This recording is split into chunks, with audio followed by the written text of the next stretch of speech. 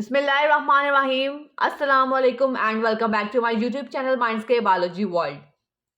हम पढ़ रहे हैं 10th बायोलॉजी का चैप्टर 11। आज का टॉपिक है फंक्शनिंग ऑफ किडनी। किडनी किस तरह से फंक्शन परफॉर्म करती है।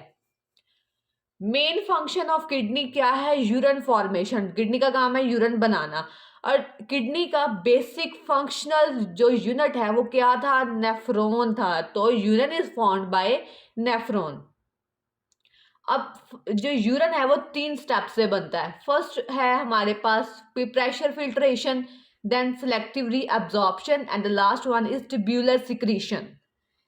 वन बाय वन सब स्टेप्स को देखते हैं। Pressure filtration itself describing name है, यानी कि उसके नाम से पता चल रहा है कि किसी चीज का प्रेशर पड़ता है तो फिल्ट्रेशन होती है। अब किस चीज का प्रेशर पड़ेगा, क्या फिल्ट्रेशन होगी, ये देख लेते हैं। इस टॉपिक को समझने के लिए आपको नेफ्रॉन का जो डायग्राम है उसको जरा रिकॉल कर लेते हैं। ये हमारे पास ग्लोमेरुलस था, अ टफ्ट ऑफ कैपिलरीज। ठीक है, कैपिलरीज और आर्टरीज वगैरह का ये सारा। अब ये ग्लोमेरुलस जो है इसको एक ये कैप्सूल नुमा इसमें कप शेप में ये बंद है। अब सबसे पहले क्या होता है इस प्रेशर फिल्ट्रेशन के प्रोसेस में कि जो बॉडी में से ब्लड आता है किडनी के अंदर, तो वो ब्लड आता है through renal artery. Renal mean kidney. तो किडनी के पास जो आर्टरीज हैं वो आर्टरीज का फंक्शन है कि ब्लड को बॉडी से किडनी तक ले आए। पहला काम हो गया आर्टरीज का, इन्होंने ब्लड को ट्रांसपोर्ट कर दिया।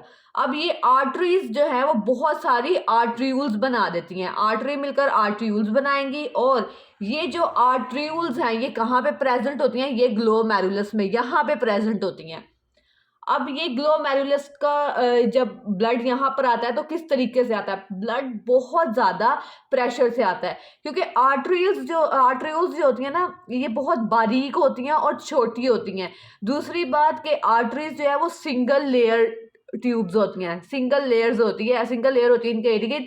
तो जब किसी बारीक चीज़ में से प्रेशर के साथ पानी निकलता है तो वो जो है इसी तरह से आप देख लें कि जो इनकी ब्लड वेजल्स हैं, आर्ट्रियोल्स हैं, इनमें से जब प्रेशर के साथ ब्लड निकलता है तो ये ब्लड आ जाता है हमारे पास ग्लोमेरुलस में। अब चूंकि यहाँ पे ब्लड का प्रेशर बहुत ज़्यादा हाई है तो बहुत ज़्यादा वाटर, सॉल्ट और जो ग्लूकोज है वो फोर्सफुली आउट कर दिया जाता है ग्लोमेरुलर कैपिलरीज में। ठीक है, अब इस यहाँ पर जो मटेरियल पास हुआ है वो मटेरियल ब्लड से, अब वो मटेरियल चला जाएगा आगे वुमेन्स कैप्सूल में, तो इसे हम कहेंगे ग्लोमेरुलर फिल्ट्रेट। ठीक है, अब दोबारा से रिकॉल कर लेते हैं कि इस प्रोसेस में हुआ क्या है। बेसिकली कि बॉडी से ब्लड आया है, ब्लड गया ग्लोमेरुलस के पास, वहां पर उसने प्रेशर के साथ ब्लड को फिल्ट्रेट कर दिया। ब्लड में से क्या निकाल लिया? वाटर, सॉल्ट्स और ग्लूकोज एंड यूरिया, इनको निकाल के जो है वो पास कर दिया वुमेन्स कैप्सूल में। और जो पास किया वुमेन्स कैप्सूल में तो इसको हमने कहा ग्लोमेरुलर फिल्ट्रेट, क्योंकि ग्लोमेरुलस ने इसको फिल्टर कर दिया है। ठीक है, अब देखते हैं हमारा सेकंड स्टेप क्या है। सेकंड है सेलेक्टिव रीअब्जॉर्प्शन। सेलेक्टिव रीअब्जॉर्प्शन यानी कि जो चीजें हमने ग्लोमेरुलर फिल्ट्रेट से फिल्टर की हैं उनको दोबारा से रीअब्जॉर्ब किया जाएगा, उनकी सिलेक्शन की जाएगी। ठीक है, किस तरह से होती है ये सिलेक्शन? इस स्टेप में जो 99% ग्लोमेरुलर फिल्ट्रेट है, जो यहाँ से हमें फिल्टर मटेरियल मिला है, उसको दोबारा से रीअब्जॉर्ब किया जाएगा। जो ये नेफ्रॉन के इर्द गिर्द इस तरह से कैपिलरीज सराउंड होती हैं, इन कैपिलरीज में जो है वो दोबारा से एब्जॉर्ब कर दिया, उधर से दोबारा से इनको रीअब्जॉर्ब किया जाएगा।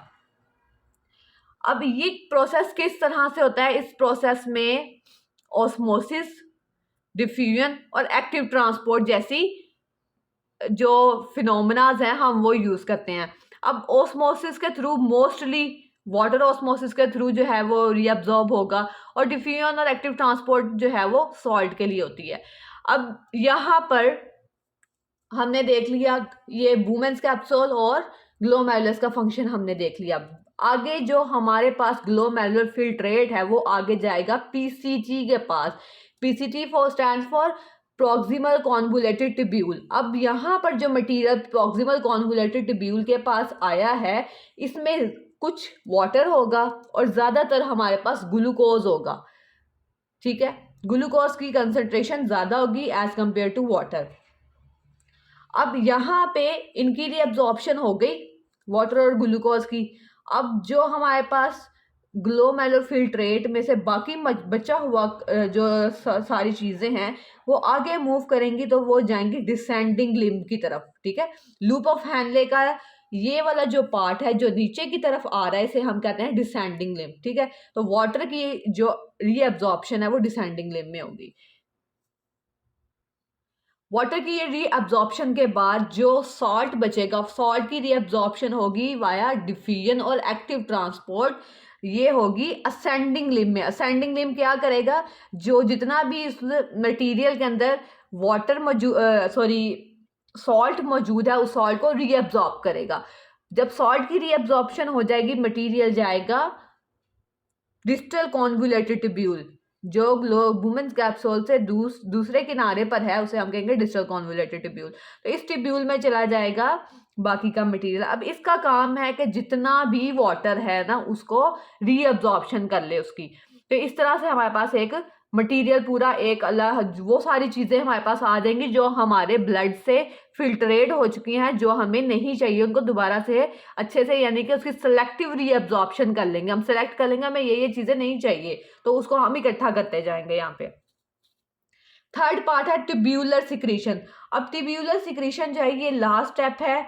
इस स्टेप में क्या होता है कि जितने भी डिफरेंट आइंस हैं, क्रिटानाइन है, यूरिया है, इन सब चीज़ों को ब्लड से सिक्रीट करवाकर, ठीक है, इनको फिल्ट्रेट कर दिया जाता है रीनल ट्यूब्यूल में। अब क्या होता है कि जो ट्यूब्यूलर सिक्रीशन यानी कि जो ट्यूब्यूल्स हैं इसके पास, ठीक है, इन ट्यूब्यूल्स का काम है कि इनके पास कुछ आइंस होते हैं, कुछ मॉलिक्यूल्स होते हैं जो इनके काम के नहीं होते, इन्होंने ब्लड से लिए होते हैं और इनको उनकी ज़रूरत नहीं होती।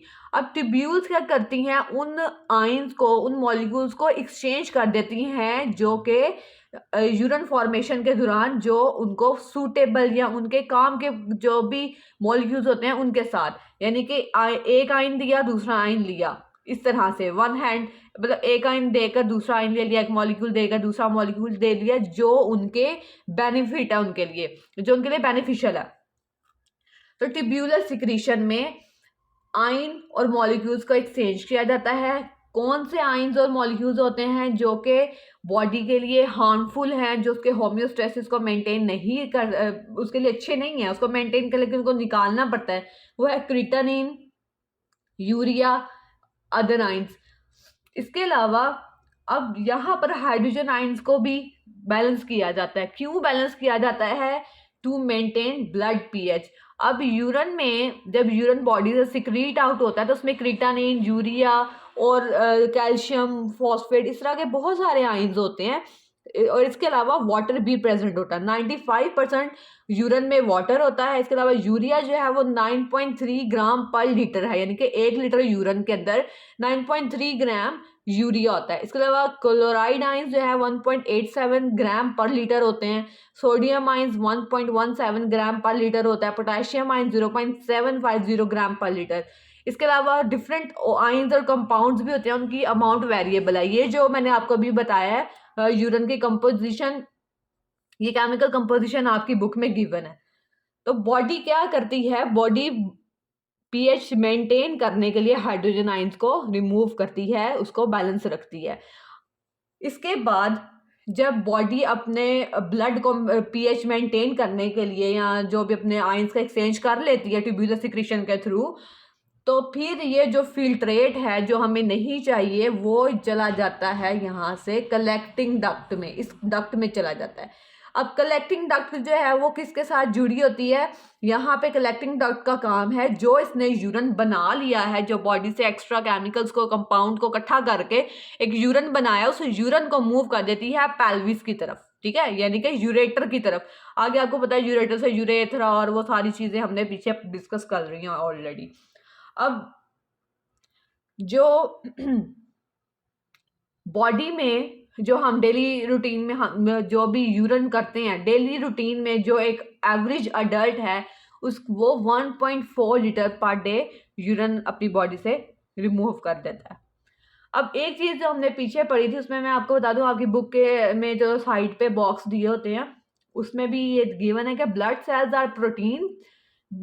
And proteins are not filter through glomerulus filtrate because they are relatively larger in size. अब इसमें से सिर्फ जो है वो कुछ वाटर जाता है, ग्लूकोज जाता है, आइंस जाते हैं, सॉल्ट्स जाते हैं, लेकिन ब्लड सेल्स और प्रोटीन्स नहीं जाते क्योंकि ये इनका साइज बहुत छोटा होता है। तो ये इजीली ये कैपिलरीज जो है ना ये हमारे पास ये बहुत ही जो है वो स्मॉल साइज की होती हैं। तो ये आर्टरीज जो है हमारे पास बहुत स्मॉल साइज होती हैं, इनके अंदर से ब्लड सेल्स और प्रोटीन्स ज़्यादा वो नहीं गुजर सकते क्योंकि ब्लड सेल्स का और प्रोटीन का साइज बड़ा होता है। इस लेक्चर में कोई भी मसला है आप कमेंट में पूछ सकते हैं। Please subscribe my channel for the latest videos. Do comment, I will reply you there. Thanks for the watching my video. मिलते हैं नेक्स्ट लेक्चर में नेक्स्ट वीडियो के साथ। अल्लाह हाफिज।